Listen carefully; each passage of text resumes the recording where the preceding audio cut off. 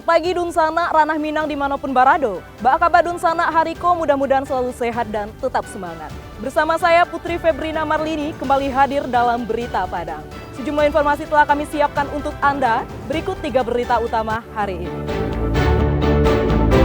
Rumah juragan padi di Pasaman ludes dilalap si jago merah. Baru kenal di media sosial, seorang pelajar yang baru tamat SMP di Sijunjung jadi korban pencabulan. Kuburkan janin hasil hubungan gelap, sepasang sejoli di Padang ditangkap polisi.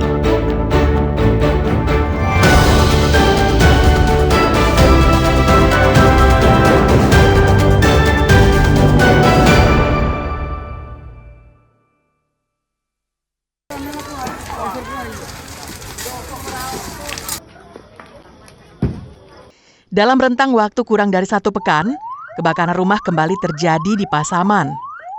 Kali ini sebuah rumah terbakar di Kubu Padang Beriang, Corong, Katimahar, Nagari, Panti Timur, Pasaman pada Kamis dini hari.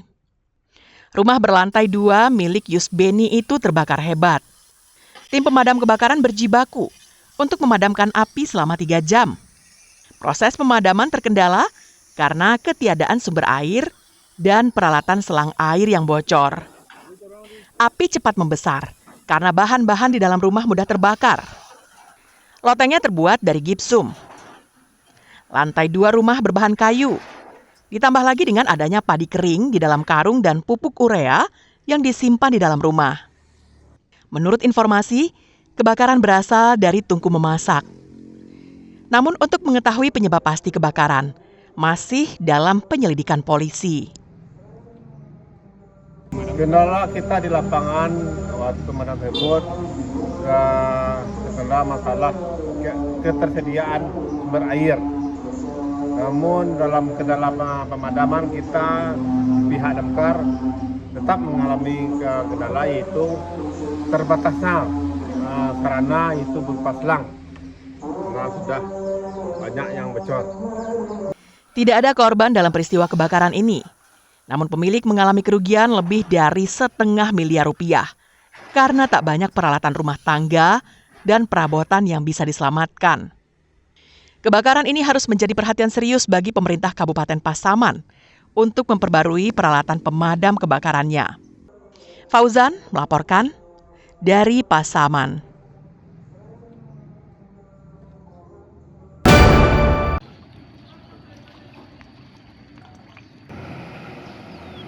Tim Basarnas Mentawai mencari seorang anak buah kapal, ABK, kapal KM Aura 02, yang tercebur ke laut di perairan Katiet, Kecamatan Sipora Selatan, Kepulauan Mentawai, pada hari Rabu. Kejadian bermula saat Dendi Hendrianto pergi menangkap ikan dengan beberapa orang rekan korban di sekitar perairan Katiet, dan kemudian menurunkan jangkar setelah tiba di lokasi yang dituju. Tidak berselang lama, angin badai dan gelombang tinggi terjadi. Korban kemudian memutuskan untuk berlindung ke pelabuhan perikanan Sikakap. Namun, saat korban mengangkat jangkar, korban tergelincir dan terjatuh ke laut. Rekan korban yang melihat itu langsung berusaha menolong, namun korban sudah tidak terlihat.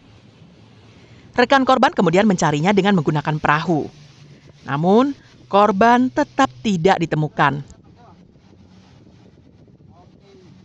Terjadi satu orang man overboard atau satu orang terjatuh dari kapal, yaitu kapal KM Aura 02, di mana satu orang ABK-nya itu terjatuh ke laut pada saat terjadinya badai pada tanggal 10 Juni 2025, di mana itu terjadi pada pukul 2 siang. Hingga Kamis sore, yang merupakan pencarian pada hari pertama, korban masih belum ditemukan. Pencarian korban akan dilanjutkan pada hari-hari berikutnya. Dan sesuai SOP pencarian korban di laut, tim SAR akan mencarinya hingga operasi hari ke-7. Safatul Ulum melaporkan dari Mentawai.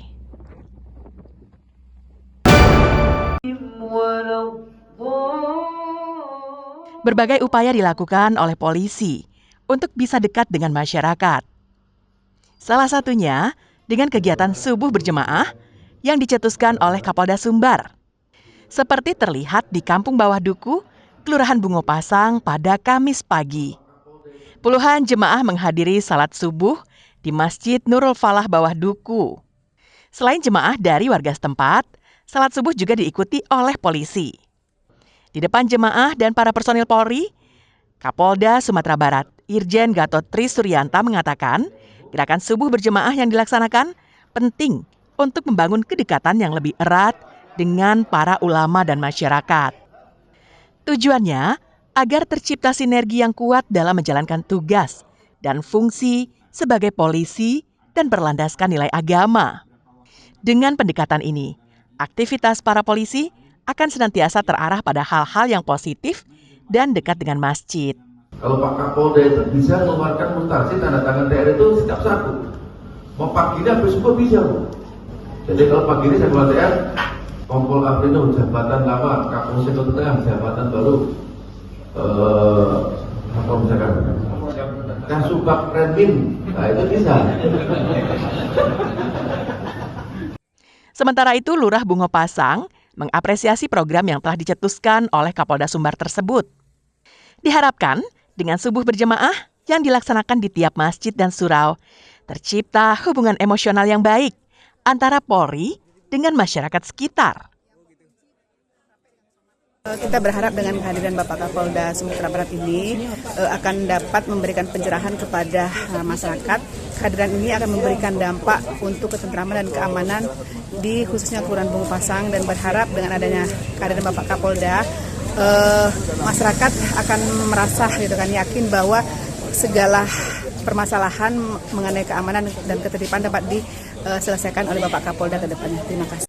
Sementara itu, pengurus Masjid Al-Falah Bawah Duku mengatakan mendukung penuh kegiatan subuh berjemaah karena ada hal positif yang secara tidak langsung tercipta. Di antaranya, jemaah atau masyarakat bisa secara langsung berdiskusi atau melapor kepada polisi di masjid atau musala, tidak perlu lagi meluangkan waktu ke kantor polisi jika ada hal-hal yang tidak bagus terjadi di tengah masyarakat. Kedatangan Bapak Polda ke Masjid Al-Falah RW 16 sangat berberi manfaat bagi kami, terutama warga RW 16, karena kedatangan beliau untuk bersilaturahmi juga menambah keakraban sesama warga. Jadi kedatangan beliau sangat bermanfaat dan sangat mendukung subuh. Kegiatan subuh berjemaah ini rutin dilakukan Kapolda di seluruh wilayah di Sumatera Barat. Robi Ham melaporkan dari Padang.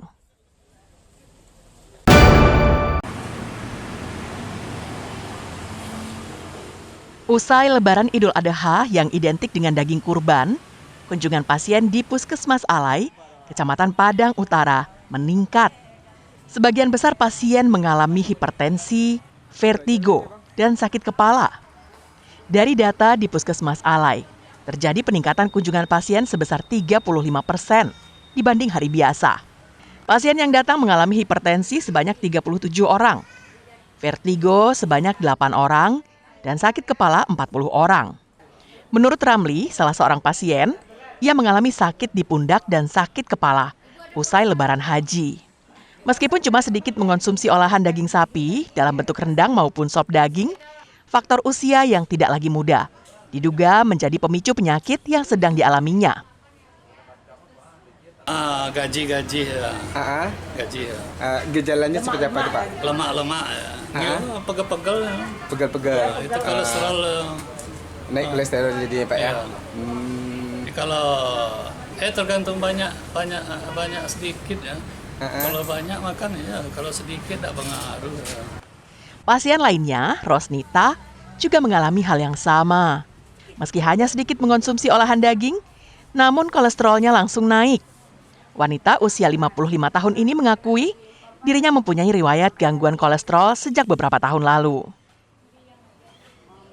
Makan sedikit ya, takut intensinya.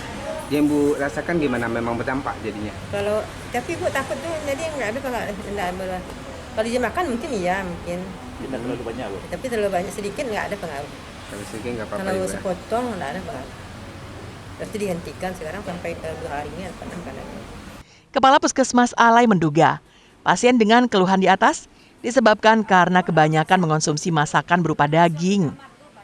Apalagi saat usia sudah tidak lagi muda, memicu timbulnya bermacam penyakit. Korban identik dengan daging. Nah, kenapa ke puskesmas itu lebih ramai sekarang? Karena adanya penyakit yang diikuti karena makan daging tadi. Jadi di Puskesmas Alai itu kita mendapatkan data mulai dari tanggal 7 Juni kemarin, hipertensi kita meningkat menjadi 37 orang. Nah, jadi Pertigo kita 8 orang, sakit kepala 40 orang. Kepala Puskesmas mengimbau masyarakat untuk tidak berlebihan mengonsumsi masakan dari aneka daging, gulai, rendang, sop, dan lain sebagainya. Karena dapat memicu terganggunya kadar kolesterol, terutama bagi orang berusia senja. Robi melapor Padang.